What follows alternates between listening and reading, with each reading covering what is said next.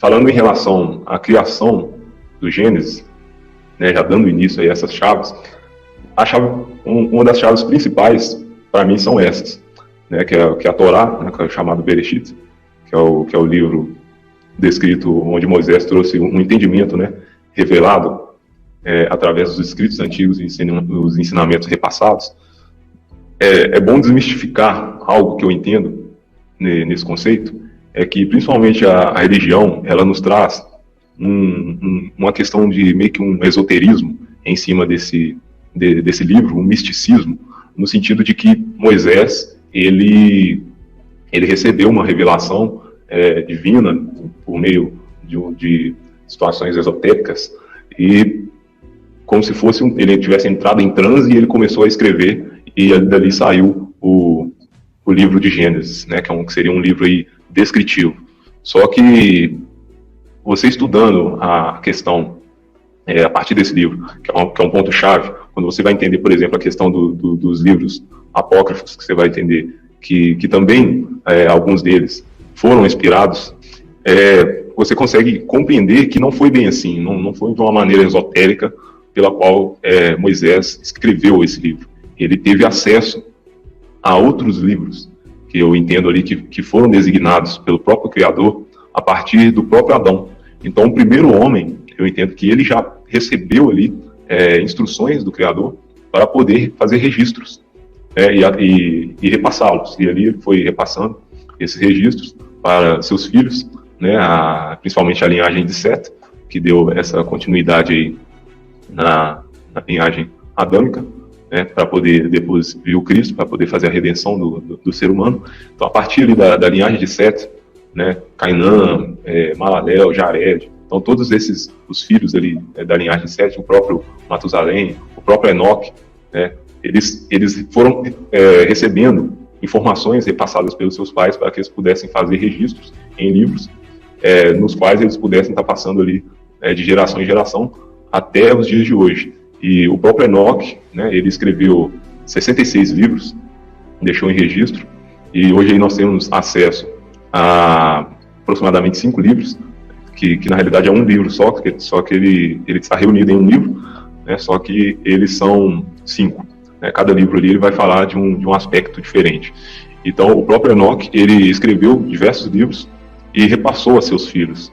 E a partir disso, ele foi repassando todo esse conhecimento que já veio desde da era adâmica, do primeiro homem, e a partir dele, né, os seus filhos foram repassando para os outros filhos, Noé, e Noé recebeu a incumbência de levar esses escritos, esses livros, e eu entendo que a partir ali da questão do dilúvio, ele também, não só com os animais, mas ele também resguardou ali as questões escritas de todos os seus antepassados, e a partir disso, eles tinham acesso, eles repassavam esse conhecimento, e a partir disso a gente entende como que foi o Gênesis escrito, porque Moisés, ele teve sim acesso a esses livros, e não foi de uma maneira esotérica, não foi de uma maneira, não foi um transe, que ele entrou em transe e Deus foi e repassou para ele. Teve sim essa questão, principalmente na questão das tábuas, que o próprio Criador escreveu as tábuas, mas em relação a esses livros, esses registros, principalmente históricos, entendo que o Bereshit é um livro descritivo.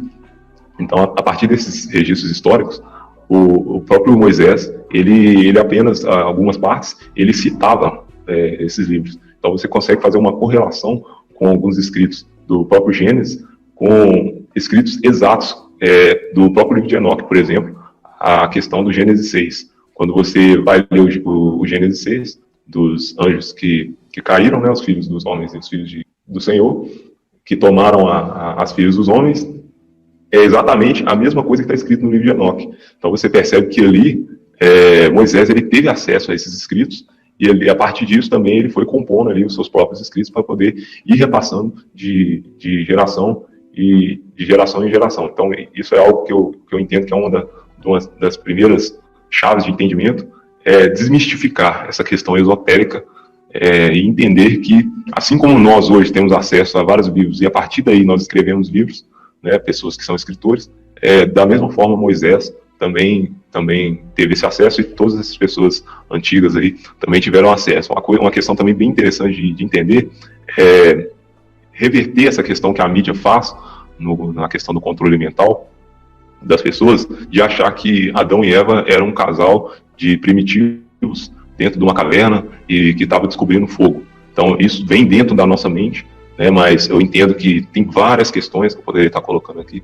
no entendimento, mas de uma forma bem sucinta, Adão e Eva, eles, na realidade, a humanidade, ela não está evoluindo, né? Na realidade isso é o contrário. Então Adão e Eva, eles foram feitos perfeitos, né, no Éden, e após esse período eles acabaram pecando contra o Criador e sendo expulsos. Então a partir dali a humanidade foi regredindo devido às influências do próprio pecado, que começou o pecado original, que começou a contaminar a humanidade. E a partir daí você percebe que na realidade eles não eram igual a mídia coloca, a questão dos homo sapiens, né, todas essas questões científicas tentando colocar véus na nossa mente, no nosso entendimento, e fazer com que a gente pense que eles eram homens das cavernas. Porém, a gente entende que é muito pelo contrário, porque quando você vai entender essas questões dos escritos, você percebe que na realidade a humanidade ela vem regredindo e não evoluindo. Então, passando por essa questão da criação, uma das coisas que eu acho mais importantes é justamente estar entendendo essa desmistificação